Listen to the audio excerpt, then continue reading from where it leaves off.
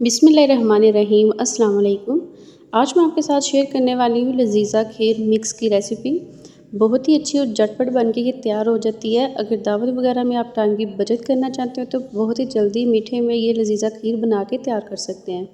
बहुत ही सिंपल और सिर्फ 20 मिनट में बन के तैयार होने वाली ये रेसिपी है। एक डिब्बे के साथ मैं ये तैयार कर रही हूँ, तो इसके लिए मैंने ले लिया 1 लीटर दूध। ये पहले से ही बॉयल था, मैंने इसे रख दिया गर्म होने के लिए। तो ये मेरे पास एक डिब्बा लजीज़ा खीर का। तो बहुत ही अच्छी और सिंपल सी जल्दी ये बनने वाली रेसिपी है। हर चीज़ इसके अंदर ही मौजूद होती है।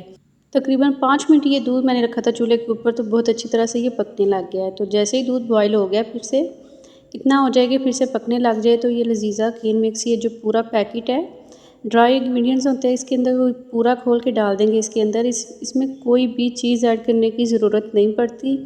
चीनी, मेवाजात हर चीज़ इसके अंदर ही मौजूद होती है।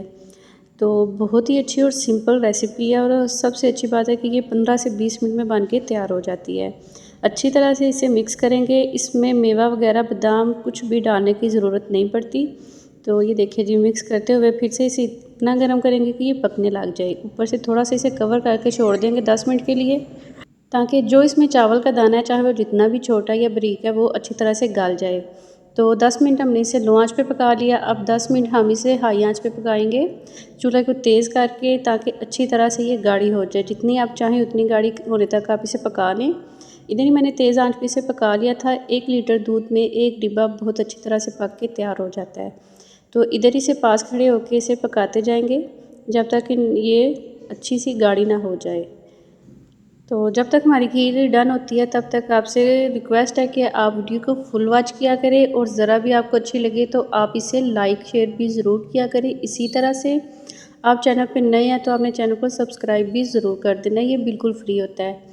तो ये देखिए जी, चूल्हे को मैंने बंद कर दिया था। बहुत अच्छी तरह से खीर हमारी तैयार हो गई है। अब हम इसे ठंडा कर लेंगे। ठंडी होने के बाद फिर से ये थोड़ी सी और गाढ़ी हो जाएगी। तो जैसे ही थोड़ी सी ठंडी होगी, इसे बोल में लहदा से निकाल लेंगे।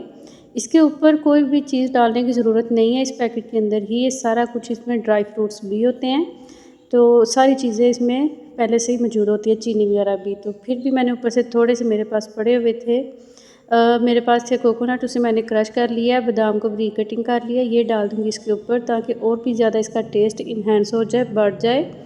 क्योंकि इस तरह की चीज़ें घरों में हर रोज़ नहीं बनती, तो इसीलिए इसे खूब सारे लवाजमात के साथ ही खाया जाता है, इंजॉय किया जाता है। बहुत ही अच्छी मज़े की हमारी लजीज़ा खीर तैयार हो गई है सिर्फ 20 मिनट के अंदर। तो आप इसे ज़रूर ट्राई कीजिएगा, बहुत ईजी है। इंशाल्लाह फिर मिलेंगे नई रेसिपी के साथ।